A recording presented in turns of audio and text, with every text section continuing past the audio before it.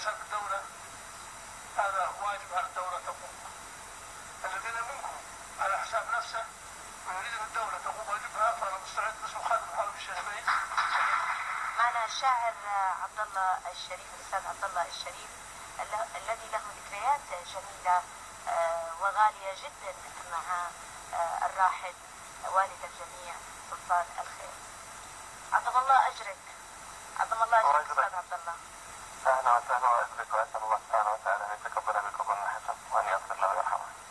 اللهم آمين. كيف كانت هذه الذكريات الجميلة التي جمعتك مع والد الجميع سلطان الخير؟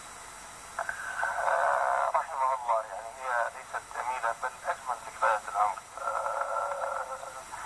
سموه كان يأتي ويشرفنا في منطقة عسير في كل عام مرة أو مرتين، وفي مقتبل العمر يعني كانت لي فرصة أن أشارك في إحدى الاحتفالات في مقدم سموه إلى المنطقة. يعني من الطرق اللي كانت أني كنت آخر واحد يعني يقدم قصيدته لسموه. ف يعني الوقت داهمنا ولم يعد لي وقت، وانصرف يعني وكأني حزين إنه لم آخذ فرصتي.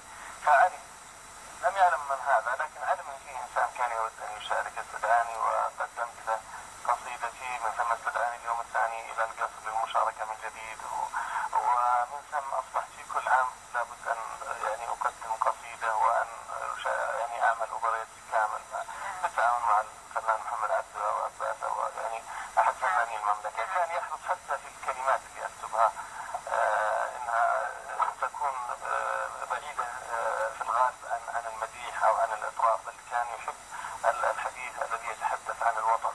نعم، طبعا حضرتك غني عن التعريف، وهو شاعر الجنازية وفريق الجنازية الأخير.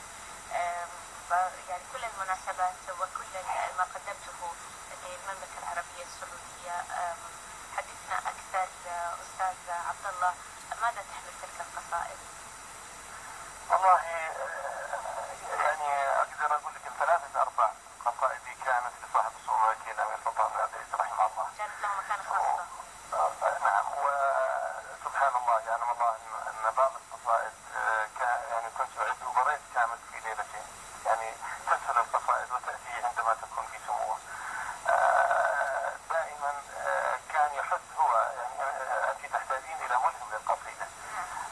سلطان العزيز رحمه الله كان ملهم، مجرد أن تقفين أمامه أو يقف الشاعر أمامه هو يبتسم، هو يبادلك السلام، يبدأ بالسلام والبسمة، ويعرف الشاعر على من يعرف من حوله على هذا الشاعر، وكأنه يقول هذا ابني، هذا المبدع أنا الذي تبنيته. فكبر يعني كيف لا يبدأ الشاعر أمام سموه. دائما كان يعني وذواق للشعر ويفهم معاني الشعر ويفرق بين الشعر الجزل والشعر الضعيف. دائما كان يثني على بيت القصيد. دائما كان يعني يفصل للأبيات التي تتحدث عن الوطن أو تثني عن الوطن. كان وفيا مع ما سبق من الملوك الأبان الملك فهد أو الملك عبد الله. يعني رجل لم أرى في حياتي مثله. نعم. إذا كيف تلقيت خبر وفاته، وكيف كانت مشاعرك اليوم في يوم التشييع؟ هل تابعت الحدث على التلفاز؟ يعني كل منا أمام التلفاز مدهوش منذ أن صباح السبت، يعني من مجزرة الصباح عندما بلغنا وفاته. يعني كأننا لا نصدق، بالعكس يعني خرجت إلى تلك المناطق التي كنا يعني نقابل سموه فيها. تذكرت تلك البسمة، تذكرت كل هذه الذكريات التي مرت علي. يعني لا أقول عشرات القصائد بل مئات القصائد ومئات المواقف التي كانت بين أختي الكريمة سلطان بن عبد العزيز. عندما تتحدثين إليه كأنك تغسلين الهموم، يعني يجلي همك بمعنى الكلمة. إلى هذا اليوم ونحن مدهوشون.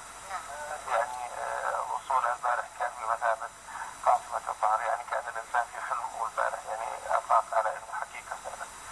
وهذا اليوم لكن عزائنا أننا ندعو له، يعني أن أعماله إن شاء الله تشفع له، وأنا ذهب إلى رب كريم،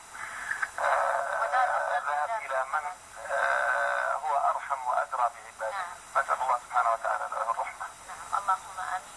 لا نملك له إلا الدعاء، وطبعا يعني رحل عن دنيانا إلى دار الأفضل، ودار إن شاء الله يا رب الفردوس الأعلى يسكنه وفسيح الجنات، ولا نملك له إلا الدعاء والمحبة، وموجود في قلوبنا، لم يرحل بعد، هو في قلوبنا أكيد. أحسن الله عزاءك الأستاذ الجميل الشاعر عبد الله الشريف، شكرا لك. الله يحفظك، الله يحفظك، شكرا.